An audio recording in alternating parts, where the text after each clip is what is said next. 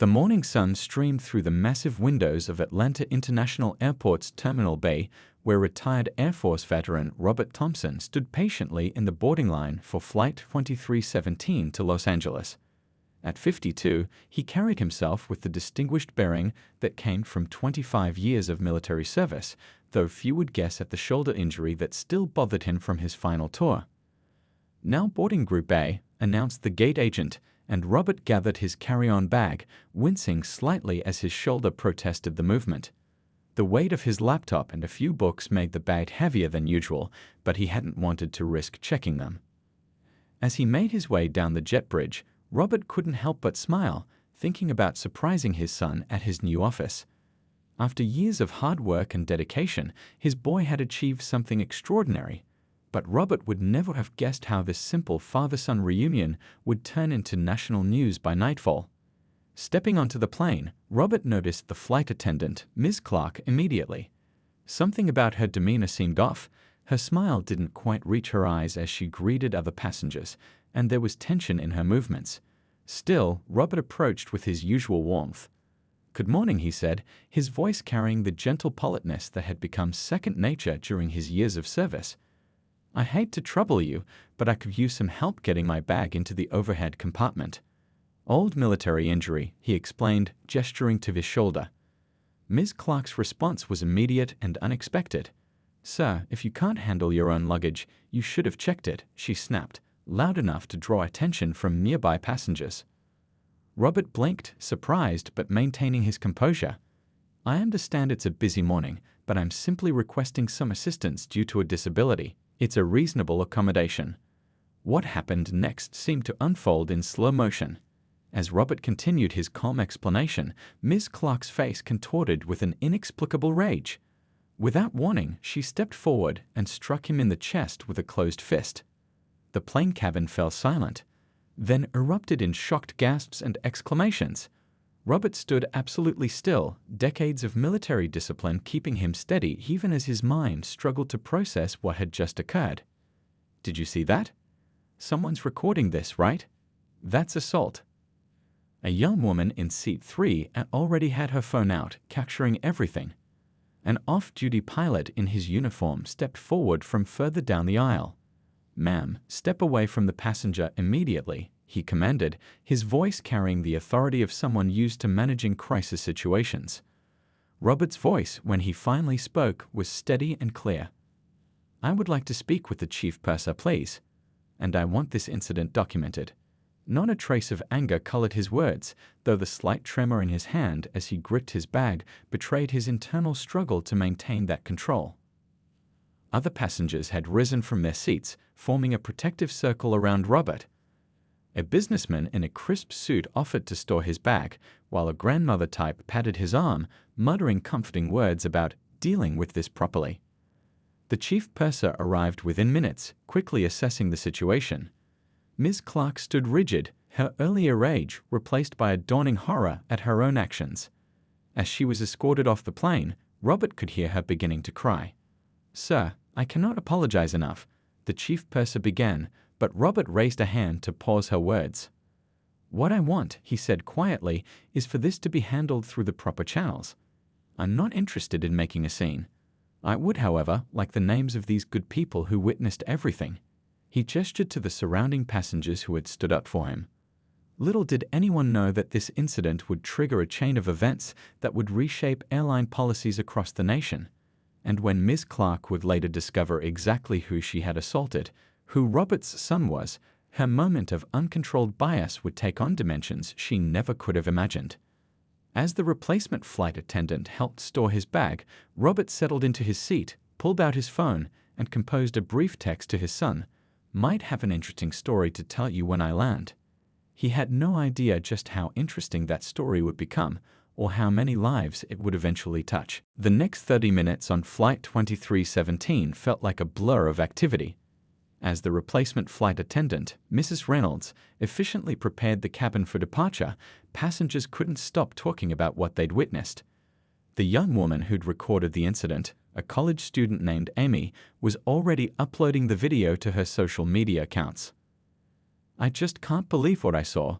whispered a businessman to his seatmate, shaking his head. "In all my years of flying, I've never seen anything like it." Robert Thompson sat quietly in his window seat, looking out at the airport tarmac. The initial shock had worn off, leaving behind a familiar heaviness he hadn't felt since his military days, the weight of knowing that sometimes standing up for what's right means becoming the center of a storm you never asked for. A gentle tap on his shoulder drew his attention. It was the off-duty pilot who had stepped in earlier. "Sir, I've written down my contact information and badge number. What happened here wasn't just unprofessional, it was assault. If you need a witness statement, please don't hesitate to reach out." Robert thanked him with a firm handshake. "I appreciate you stepping up. That's what we need more of in this world, people willing to do the right thing when they see something wrong." The chief purser returned to his seat, looking both apologetic and professional.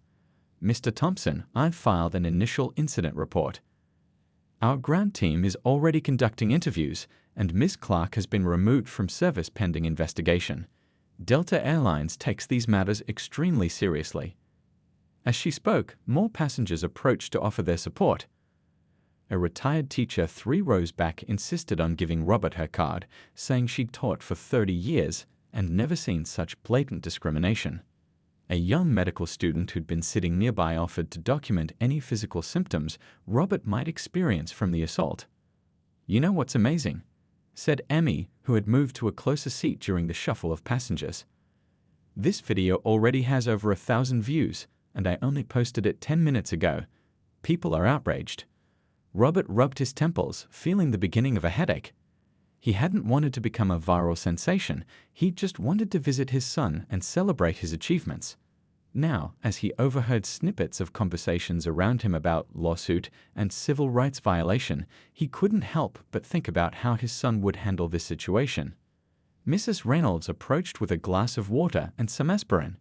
"The captain wanted you to know we're ready for takeoff now. Is there anything else you need, sir?" Robert accepted the water gratefully. "Just a peaceful flight to Leh," he said with a slight smile. "Though I have a feeling peace might be hard to come by after this morning." As the plane finally pushed back from the gate, phones throughout the cabin pinged with notifications. The video was spreading like wildfire across social media platforms. Hashtags were forming, comment sections were filling up, and news outlets were beginning to pick up the story. A woman across the aisle gasped at her phone. "Oh my goodness, Mr. Thompson, do you know who's sharing your story? Some major civil rights organizations are already involved." Robert closed his eyes as the plane began its takeoff roll. He thought about his son, about the work he'd been doing to address systemic discrimination, about the cases he'd fought and won. This incident was about to become much bigger than a single moment of violence on an airplane. His phone buzzed with another text from his son. "Dad, what's going on? I'm seeing a video all over Twitter. Please tell me that's not you." Robert typed back a simple response. "We need to talk when I land. Something happened that I think you might need to handle professionally." As the plane climbed into the clouds, Robert could feel the energy of the cabin. A mixture of anger, support, and anticipation. This flight was just the beginning. By the time they landed in Los Angeles, this story would be everywhere, and his son's position would add a dimension to it that nobody, especially not Ms. Clark, could have anticipated. The businessman who had helped with his bag earlier leaned over. "Sir, I don't mean to pry, but I couldn't help overhearing. Your son's a lawyer." Robert nodded slowly, a small smile playing at the corners of his mouth. "Yes, he is, and let's just say he's in a unique position to make sure this incident leads to real change." The next 5 hours to Los Angeles would give Robert time to think, to plan, and to prepare for the storm that was coming. But for now, he just watched the clouds pass by his window, grateful for the strangers who had become allies in an unexpected moment of crisis. By the time Flight 2317 reached cruising altitude over the Midwest, the incident had already exploded across the internet. Emmy's video had jumped from thousands to millions of views, and the story was taking on a life of its own. Every major news outlet had picked up the footage, and social media was ablaze with commentary. In the depths of Twitter's trending topics, someone made the connection that would change everything. A law student in Chicago recognized Robert Thompson from a recent legal conference where his son had been the keynote speaker. Within minutes, the revelation spread like wildfire. Wait, that's Judge Thompson's father. The Judge Thompson, the one who just got appointed. The same guy who won those landmark discrimination cases. The hashtag Justice for Thompson shot to #1 trending worldwide. People weren't just sharing the video anymore. They were sharing stories of Judge Thompson's achievements, his groundbreaking civil rights work, and his recent historic appointment to the federal bench. Back on the plane, Robert was blissfully unaware of his newfound internet fame. He'd switched his phone to airplane mode and was trying to catch up on some reading. But around him, the cabin was buzzing with quiet conversations as more passengers made the connection. A flight attendant passed by, doing her best to maintain normalcy while phones throughout the cabin lit up with notifications. "Sir," she said softly to Robert, "the captain wanted you to know that we've received several media inquiries already. We can arrange for security to meet us at the gate in LA if you'd like." Robert looked up from his book, surprised. Is it really that bad? The woman in the seat behind him leaned forward. "Sir, you might want to see this." She held out her tablet, showing a major news website's homepage. There was the video, front and center, with a headline that made Robert's heart skip: "Flight Attendant Assaults Decorated Veteran, Father of Newly Appointed Federal Judge." "Oh boy," Robert muttered, running a hand over his face. "This isn't exactly how I planned to make the news." More passengers were gathering around now, showing him various social media posts and news coverage. The story had taken on multiple angles: veterans' rights, racial discrimination, airline accountability. People were calling for boycotts, policy changes, and congressional hearings. "Look at these comments," said a teenage boy a few rows up, scrolling through his phone. "People are sharing their own stories of discrimination on flights. There are thousands of them." Robert sat back, taking it all in. He thought about his son, about the cases he fought, about the changes they'd both hoped to see in the world. Maybe this unfortunate incident could become something more, a catalyst for real change. His seatmate, an elderly woman who'd been quietly supportive since takeoff, patted his arm. "You know, sometimes the worst moments bring out the best opportunities for change. Your son must be proud to have a father who handles himself with such dignity." Meanwhile, in newsrooms across the country, producers were scrambling to put together coverage. Aviation experts were being called in to discuss airline policies. Civil rights leaders were issuing statements. Former military personnel were sharing their own travel experiences. The airline's PR team was in crisis mode, issuing statement after statement. "We are deeply disturbed by the incident. This behavior does not reflect our values. A full investigation is underway." But the public wasn't satisfied with corporate speak. They wanted action. They wanted accountability. And with Judge Thompson's name now attached to the story, they knew they might get it. Back on the plane, Robert finally turned his phone back on briefly to send one more text to his son. "Looks like this story got bigger than we thought. Don't worry, I'm okay. But I think we have an opportunity here to make some real change." The response came quickly. "Already on it, Dad. Just landed in DC for an emergency meeting with the Airline Industry Board. By the time you land in LA, we'll have a plan. And Dad, I'm proud of how you handled this."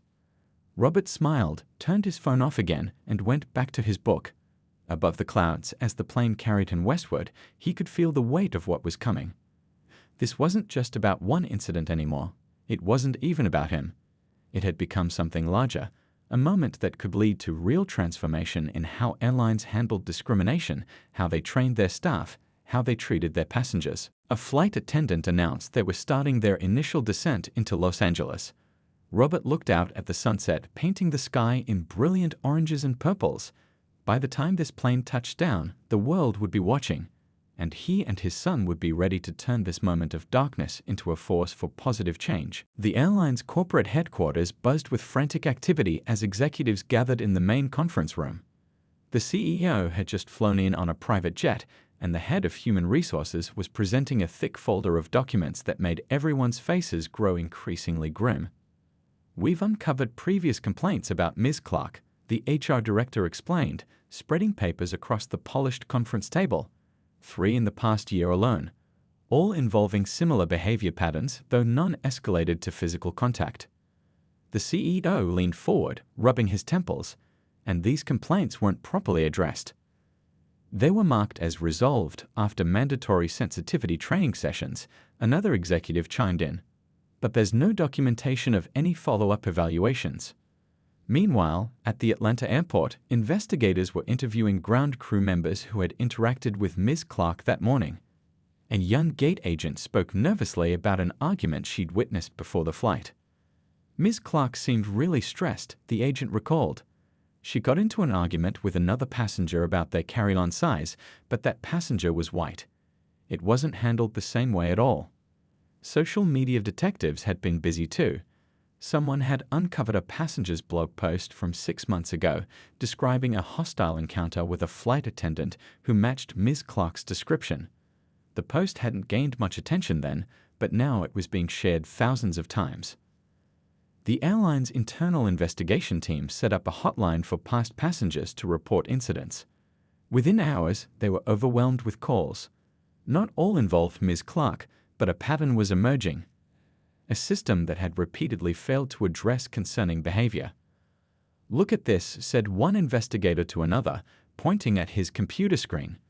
There were red flags in her initial training evaluations, notes about difficulty handling stress, and potential bias in passenger interactions. But she was cleared for duty anyway because we were short-staffed during the holiday season.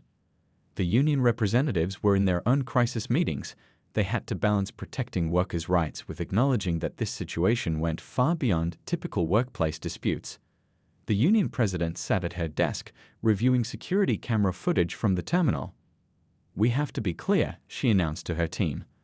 "While we'll ensure Ms. Clark receives due process, we cannot and will not defend actions that violate both our professional standards and human dignity." Back in Washington, D.C., Judge Thompson was meeting with airline industry regulators. The discussion had expanded beyond this single incident to examine systemic issues in airline hiring, training, and accountability processes. "We've found gaps in the reporting system," one regulator explained. Complaints about discriminatory behavior often get classified under general customer service issues, making it harder to track patterns. The investigation was revealing uncomfortable truths about how airlines handled bias incidents. Training programs were outdated, focusing more on procedure than on meaningful cultural change. Complaint systems were Byzantine, discouraging many passengers from following through. A senior flight attendant with 30 years of experience spoke to investigators, tears in her eyes. "We've been asking for better training for years. We see these situations building, but there's no real system to address them before they explode." The airline's lawyers huddled in their offices, knowing this case was different. Judge Thompson's son wasn't just any lawyer. He was someone who had built his career on turning individual incidents into catalysts for systemic change. Public pressure was mounting. Other airlines started proactively reviewing their own training programs and complaint histories, hoping to get ahead of similar incidents. Industry experts appeared on news shows discussing the need for standardized anti-bias training across all airlines. Ms. Clark remained secluded in her home, but her neighbors reported seeing her crying on her porch, staring at her phone as the story continued to unfold. Her own family members had begun speaking to the press, describing her as troubled but not usually violent. The investigation was moving at unprecedented speed. Typically, these inquiries could drag on for months, but the combination of clear video evidence, high-profile connections, and intense public scrutiny was forcing quick action. By sunset, the airline's board of directors had called an emergency meeting. The preliminary findings were clear. This wasn't just about one flight attendant losing control. It was about a system that had repeatedly failed to address discrimination and bias, about training that checked boxes but didn't change hearts, about policies that looked good on paper but fell apart in practice. As the investigation continued to unfold, one thing became crystal clear. This incident would become a turning point in how airlines handled issues of bias and discrimination. The industry would never be quite the same, and perhaps that was exactly what was needed. Judge Thompson stood at his office window, looking out over the Washington, D.C. skyline as the sun began to set. His phone hadn't stopped ringing since the video of his father went viral. Now, as he prepared to make his first public statement, he thought carefully about how to handle this moment. "Your father just landed in LA," his assistant called from the outer office. "He's safe, but but there's quite a media circus at the airport." The judge smiled slightly, knowing his father would handle the attention with his usual grace. Turning back to his desk, he reviewed the stack of messages that had piled up. Civil rights organizations wanted him to lead a class action lawsuit. News outlets were requesting interviews. Other federal judges had called to offer support. But Judge Thompson had something different in mind. "Are we ready?" he asked, straightening his tie as he walked into the conference room where reporters had gathered. Cameras clicked and flashed as he took his place at the podium. "Good evening," he began, his voice steady and measured. "Many of you know me as a federal judge who's worked on civil rights cases. Today, I speak to you as a son who watched his father, a decorated veteran who served this country for 25 years, face discrimination that no human being should ever experience." The room fell silent, hanging on his every word. "But I'm not here to call for punishment or revenge. What happened to my father is not an isolated incident.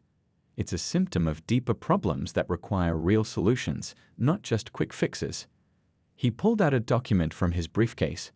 "I've spent the day meeting with airline industry leaders, union representatives, and civil rights experts. Together, we're proposing a comprehensive reform package that goes beyond simple sensitivity training."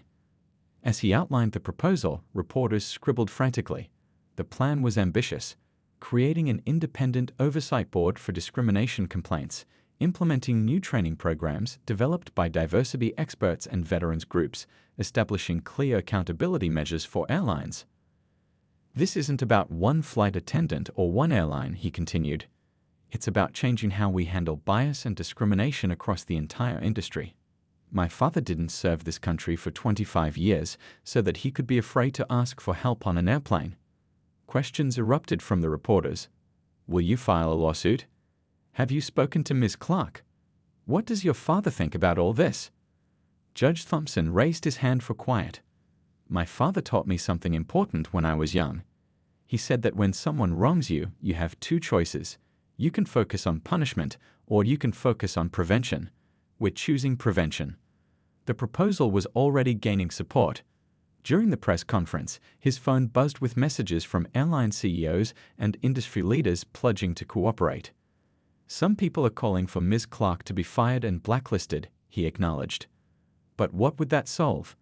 We need to address the root causes that allow these incidents to happen in the first place." A veterans advocacy group representative stepped forward to speak next. "Judge Thompson's approach is exactly what we need. This isn't about one person or one incident. It's about making sure every passenger, regardless of their background, can travel with dignity." Back in Los Angeles, Robert Thompson watched his son's press conference on a terminal TV screen, surrounded by supportive travelers and airport staff. A small smile played on his lips as he saw his son transform a moment of pain into an opportunity for positive change. "Your son is something else," said an airport security officer who had been watching nearby.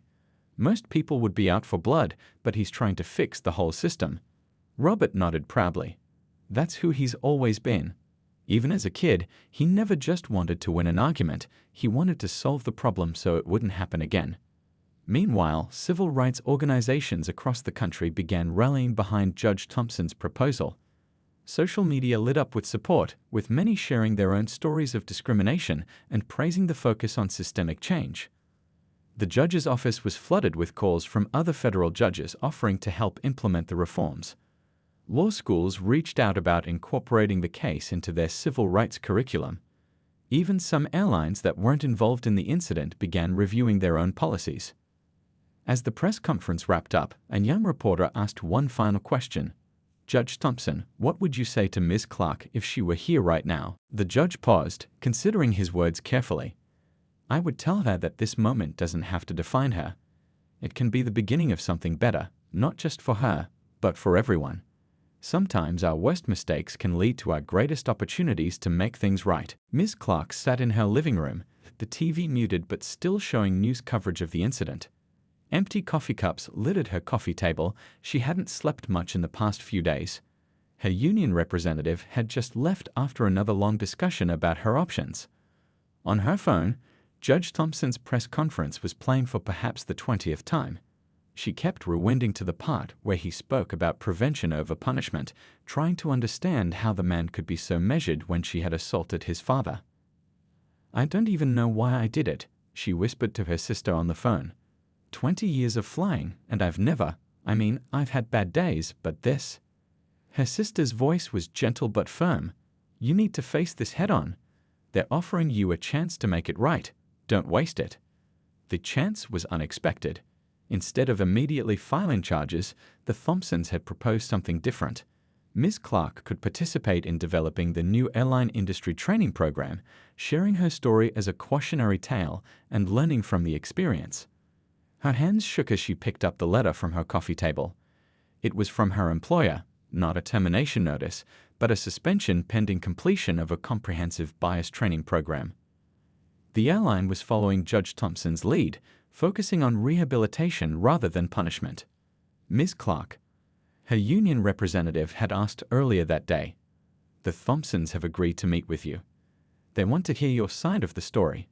But more importantly, they want to understand how to prevent this from happening to others."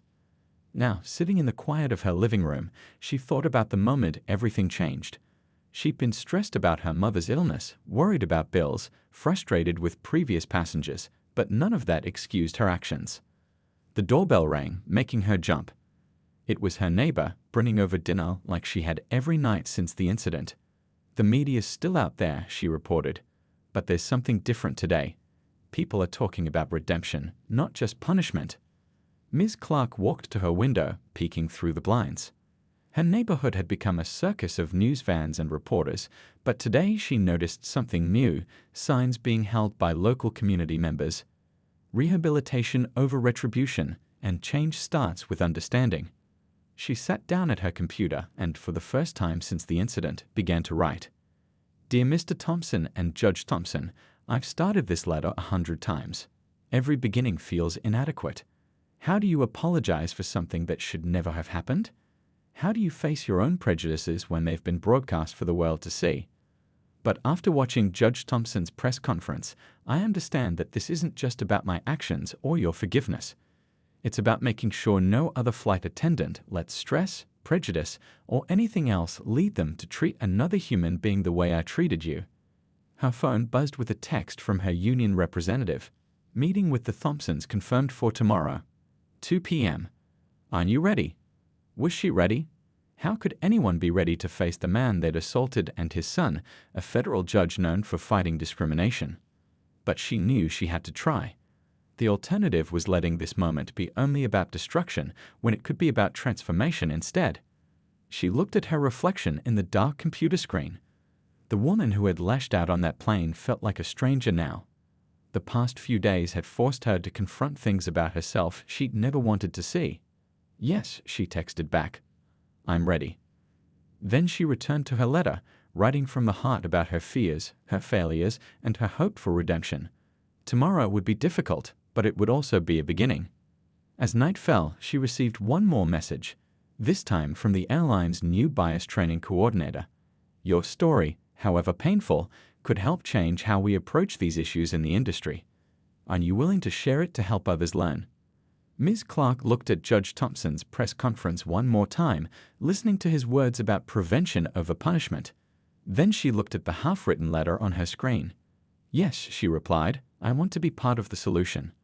She stayed up late into the night, finishing her letter, preparing for tomorrow's meeting, and thinking about how one moment of darkness might lead to unexpected light. Tomorrow, she would face the Thompsons not as adversaries, but as partners in creating change. 1 year later, the grand ballroom of the National Air Transportation Conference Center was packed with airline executives, flight attendants, civil rights leaders, and media. The occasion? The first annual Airline Industry Inclusion Summit, an event that grew from one painful incident into a movement for change. Robert Thompson stood at the podium, his military bearing still proud and strong. "When I boarded that flight a year ago, I never imagined it would lead to this," he began, gesturing to the crowded room. But sometimes the worst moments can bring out the best in people. The audience listened intently as he described the changes of the past year.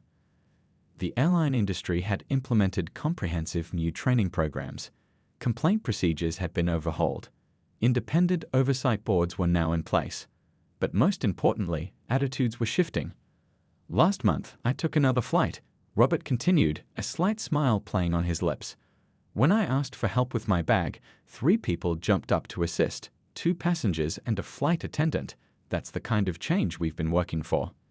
In the front row, Ms. Clark sat quietly, her hands folded in her lap. She looked different now, more at peace with herself. After that first difficult meeting with the Thompsons, she had thrown herself into the work of transformation, not just for herself, but for the entire industry. Judge Thompson took the stage next, his presence commanding yet approachable. "A year ago, we had a choice," he said. "We could focus on punishment, or we could focus on progress. Looking around this room today, I know we made the right choice." The changes went far beyond simple sensitivity training. Airlines had created new positions for diversity officers. Customer service protocols had been rewritten with input from civil rights organizations and veterans groups. Flight attendant unions had helped develop stress management programs. But the real story, Judge Thompson continued, isn't in the policies or procedures. It's in the thousands of small interactions that happen every day on planes across this country. It's in the way we've learned to see each other as human beings first. He gestured to Ms. Clark, inviting her to join them on stage. There was a moment of tension as she walked up, the first time the 3 of them had appeared together in public. But then Robert Thompson did something unexpected. He offered her his hand. Ms. Clark took it, tears in her eyes. "When I started speaking at training sessions," she said into the microphone, her voice steady despite her emotions, "I thought no one would want to hear from the person who made such a terrible mistake. But I learned that sharing our mistakes, really owning them and learning from them, can be powerful." The new training program she helped develop had already been adopted by 6 major airlines.